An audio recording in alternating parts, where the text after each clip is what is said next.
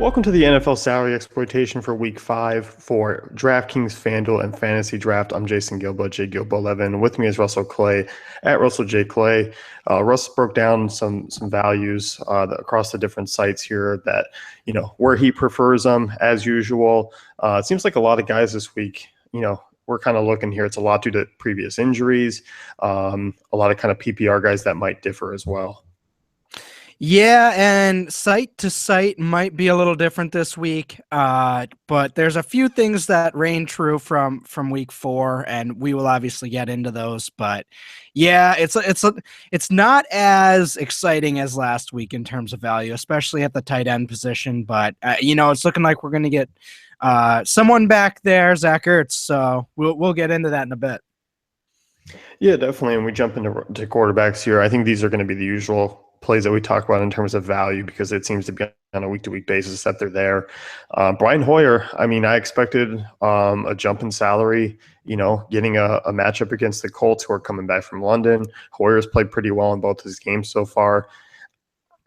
Once again, pretty close to bare minimum on both sides. So obviously it's looking like Kevin White's going to be out with a multiple week injury, an ankle sprain of some sort, hopefully not a high ankle sprain. But when we saw Kevin White go out, Hoyer stayed his steady self, got Eddie Royal more involved. Obviously we saw Zach Miller with the red zone touchdown. I'm not quite sure what's going on with Alshon Jeffrey, but against this Colts team with these weapons, obviously Jordan Howard looking pretty good. Even in the passing game, he's been looking pretty good. So, I don't see why he'd be min value or min price on FanDuel again. As for DraftKings, obviously gets bumped up 5,500, which the thing with DraftKings is when does it become redundant to use value quarterbacks because everyone's so tightly grouped. But at 5,500, I still think that's a big enough pay down to use him. But as far as, FanDuel cash games, I would think about Hoyer. I don't know about you, but 6K is just something weird. I just can't get away from that there, even though it is Brian Hoyer. I can't either. I used him this past week. You're able to just kind of fit a lot of different guys in there, which, we're looking ahead. You still want to do that. Yeah, I guess I'm a little bit surprised. I think, as you pointed out on DraftKings, because the guys are so, tightly packed, there's a lot in that 6K range, that 6 to 6,500. There always seems to be a couple of guys, but 5,500, that's usually about a $700, $800, $900 difference that you can kind of separate yourself from. Looking at Marcus Mariota, who's kind of in that same group, I think you're probably looking more at him on DraftKings, right? Yeah, this is more of the DraftKings play. So obviously has been struggling. DeMarco Murray been stealing all the goal line touches. But last 2 weeks, it sort of seemed like people were on him as a play. And I think this is an interesting week to get him, loaned in a tournament. Obviously, just tournaments, especially with Hoyer right there. But I think this is an interesting week in terms of potential here, facing the Dolphins, who just look totally incompetent offensively and defensively, really, other than, maybe Cameron Wake. So Delaney Walker's going to be healthier this week. I think we see that with hamstring injuries, players slowly work themselves back in. That's going to be there. I don't think they're going to play quite as horrible as they did, in the previous weeks. And this DeMarco Murray touchdown percentage is going to, average out at some point here. So I like Mariota as sort of that min play, basically on DraftKings against a weak defense. I certainly don't mind it on Fantasy Draft either. Yeah, I definitely don't need it. I think we're kind of waiting for that big blow-up game from Mariota, especially with his rushing upside. It could come this week against a bad Miami team. Yeah, and I think if you're playing him, you might want to, stack with Delaney, at least on DK. FanDuel going to be tough for me to, make an argument for him. Yeah, definitely. Looking at running backs here, you talk about Jerick McKinnon, who gets a matchup against Houston. What do you see about his pricing this week? So in terms of this matchup and running the ball against Houston, I don't like it. But obviously we've seen Jerick McKinnon be good on a per-touch basis in the past, and we're sort of looking at him on DraftKings at 4K, 6,200 on FanDuel, I don't mind either, and 7,800 on Fantasy Draft, which is a great value. I think in terms of catching passes and being an overall freak athlete that can make big plays, 40, 50-yard rushes and receptions, I think he's a reasonable play there. Yeah, definitely do too. I mean, as you mentioned, kind of well diverse in the offense, pretty reasonable prices. Kind of a similar guy here in terms of working well in the pass game is Duke Johnson. Um, you know, his FanDuel price 1,000 cheaper. Yeah, okay. So he's a play on both sides, and I actually prefer him to Jarek. I mean, especially on FanDuel, as you mentioned, 1,000 less.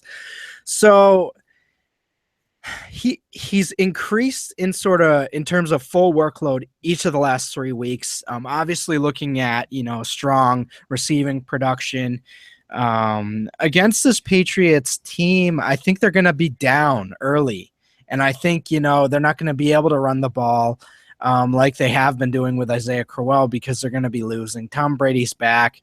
I think they're going to be able to pass the ball on the Browns pretty easily.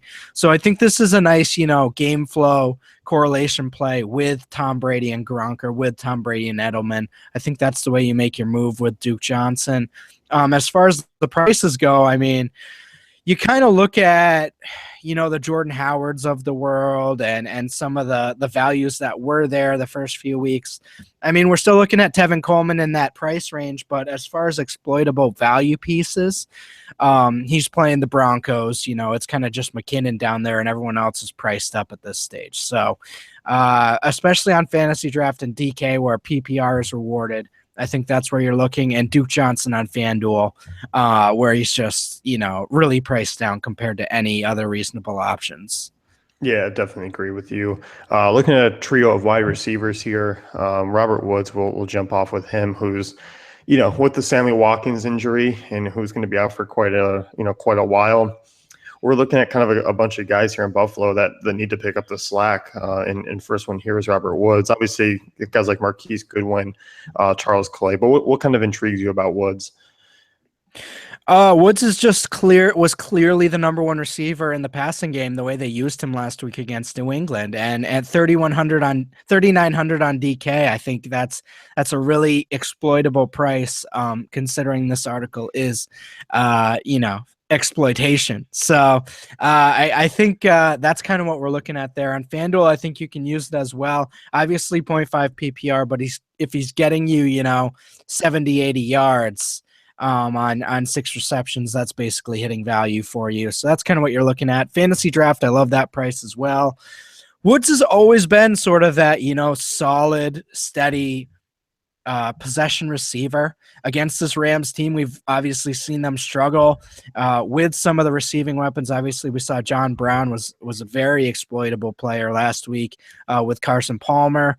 I think this is the sort of game where the Bills could run away with this one. Obviously, we've seen the Rams play well against some NFC West foes, but we've seen this. This is a 5-year sample of them doing well against the NFC West, and potentially maybe they've turned it around fully. Maybe they make the playoffs this year, but based on history, they struggle against these mediocre teams. And no offense to Bills fans, but you have another mediocre team on your hands, especially without Sammy Watkins.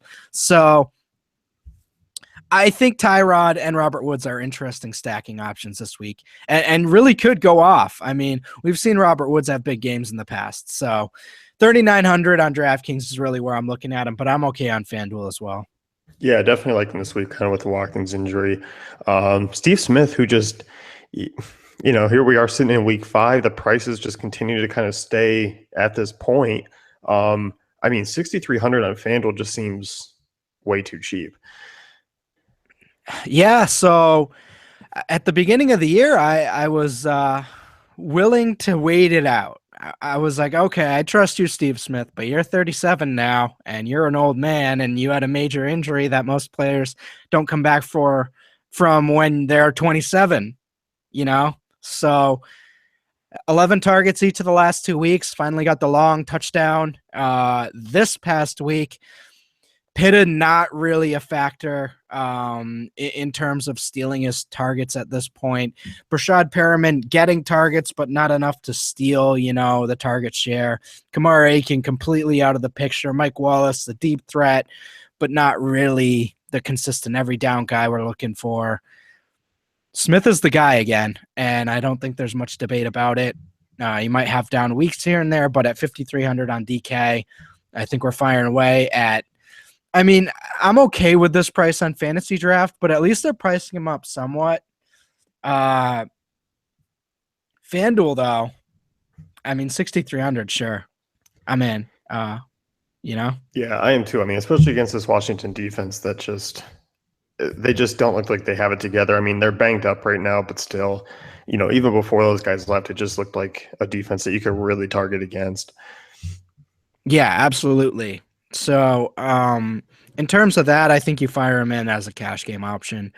Sammy Coates is the last one I think is very interesting. He's basically the inverse of these players, but he's in such a great offense that I think he's worth a gamble. 3,600 on DraftKings this week, 5,400 obviously competing, or 5,300 on FanDuel this week, obviously competing with Robert Woods there. I think both are nice options though. But at 3,600, I mean, against this Jets team that's given up 70-yarders to Greg Salas and Marquise Goodwin already this year, I think he's got a very good shot. We obviously saw out of the gate yesterday, first play for the Steelers was a 40-yard pass to Sammy Coates. They got him involved. Wheaton's still working himself back from injury, and who knows with how he's played early on if that's going to equal more targets even when he does get fully healthy. Coates, obviously a freak athlete. You kind of looked at his college profile. He is a deep threat to the max. He's not Martavis Bryant, but I think he could fill that role against the Jets this week. Pittsburgh at home. This is tremendous. Yeah, it really is. And as you mentioned, I mean, the Jets, it seems like the secondary options are the ones that are really beating them right now. And it just looks like this defense might not be as good as advertised. As you mentioned, Pittsburgh at home, where they're just putting up points on points on points. At full strength, I mean, the Jets have to worry about Bell and Brown. That leaves a lot of secondary weapons there for Pittsburgh to kind of take some chances on. Yeah, and the same view with Jesse James, but I mean, he at his position, there's more players in his tier. I mean, Sammy Coates is by far the best, mid 3K value. So I think he's a great stack. And a nice hedge and nice leverage on Antonio Brown, honestly. Do I think Antonio Brown's going to get shut down? Absolutely not. But, if Coates steals that long touchdown and they get ahead by too much, might play a factor in how that goes. Yeah, definitely. Then looking at tight ends here, Zach Ertz, who's planned to be back this week, which is good news. No better matchup than coming in facing Detroit. So, at these prices, I mean, I think he's a considerable cash option, especially with how he's kind of played when healthy over the last 8-9 weeks or so. And so normally you have caution with tight ends first week back, especially with, snaps, because who knows how many snaps he's even going to play. Trey Burton and Brent Selleck have kind of actually looked decent.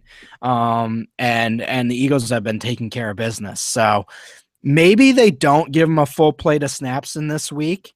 But as far as the price goes, I'm not touching him on FanDuel. But on DK, I like that 3,500. I like that on Fantasy Draft at 7K. I think this price is a little exploitable.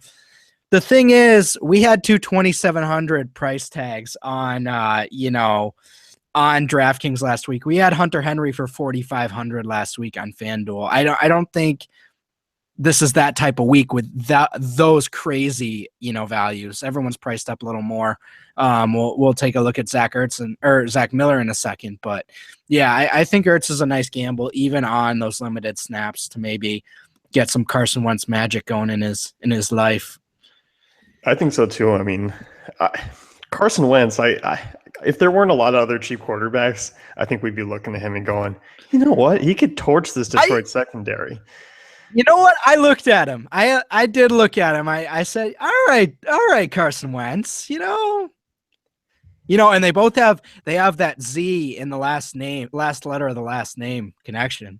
Wow. Well, I just thought of that. Very nice. Yeah, that's very, there might be a little extra. How long did you research that last? That had to have taken hours to just find that last night and dig that nugget out. Sometimes, things just come organically, and I'm just special enough to where things like that just come into my brain. But yeah, no. Regardless of the anecdotal name stuff, 3,500. I think he could see some, high fantasy relevant snaps. Yeah, no, I definitely Um, agree. as far as Zach Miller, obviously priced up considerably. We loved that price last week. Before Kevin White went down, and even after, he wasn't as much of a factor as I wanted him to be. They were even getting targets to some other tight ends there. Logan Paulson made a celebrity appearance there for a minute there, and now it's really there were a few players I hated more yesterday than Logan Paulson in that, that one target he had and me staring at it on NFL.com. That was a bad minute for me. I was really mad. I went 100% Zach Miller in cash last week. So anyway, obviously gets the red zone touchdown. Those targets should still be there. But as far as his, lock it in 8 targets, I'm not sure that's quite there anymore. I think we might want to look at some Eddie Royal this week, which makes me want to throw up, but I think it's true. As far as that position goes, not quite the same values we saw last week. No, it's not. I mean, 2,700 was nice, but yeah, 3,600, it's up there now. 5,400 is still reasonable for FanDuel, but I mean, now it kind of puts them into a range where there's still a lot of other options you can go with for either a couple hundred more, a couple hundred less. It makes those 45 to 5K tight ends more reasonable to play, because I think last week it was just like, because Miller was there at 5K, you didn't really need to look at Jesse James. You didn't really need to look at those types of guys. And because Hunter Henry was there at 45, it was just like, all right, well, I really don't have to care about anything this week. Yeah, that's true. As far as defenses goes, so I put the Rams in here with a little star saying this should probably be the Bills too. I think this is a great fantasy defense game. Probably more so on the Bills side, but I love the Rams in terms of, being at home as well and probably the favorite. I think both these teams are really where you're looking at for high upside against, incompetent passing games. I think this is both games. You get a discount on both defenses. Rams 3,200 on DraftKings and 47 on FanDuel. I like that. But yeah, I like the Bills just as much. I do too. I think it's a great GPP game, just overall in general, and kind of what you think is going to happen. Because this one, you really could. We were talking before. I mean, it was just like this could be a game where the Rams just lay down and take it, because we've seen that happen before after a couple of big wins. But yeah, I definitely like both sides of the ball there. You list the Ravens as kind of your other team who, I think they were awful. I'm sorry about last week, guys. I was on the Ravens and I felt it. Trust me, especially on FanDuel. I think this is a better matchup for them. I know Jordan Reed's been getting going, but I just look at Kirk Cousins. I think his production it's going to be what it is against good teams, and it's going to be good against bad teams. And I still think the Ravens defense is pretty good. They're at home. A good fantasy relevant type tournament move in the mid-range there. But as far as exploitable in general, I'd like to pay up at defense again, just the way the Broncos have been playing. I know it's Atlanta, but that's kind of what I'm looking at there. Yeah, I'm with you. And I just think this Oakland passing game is going to make it hard to play defenses against them. I just think Derek Carr is just way too efficient. I mean, it's just insane that with all the weapons that he has, it just seems like, he might turn over the ball once, but in terms of that's probably going to be it. It just doesn't seem like there's a lot of upside going forward. And I think it took a week to see them play a good defense to maybe look and realize that. I agree. I think that's the takeaway there. But again, what are you looking at defenses at first look? It kind of feels like, you know what I mean? It is. I mean, up here. Yeah, I think that's the move. And I think obviously you look, Denver's still just a top defense to kind of go after. Outside of that, though, I mean, I haven't looked too deeply into it. But obviously I think you got to look and take away some of those value ones. I might look at the Vikings at home against Houston. That's a great That's a great play. I think. Yeah.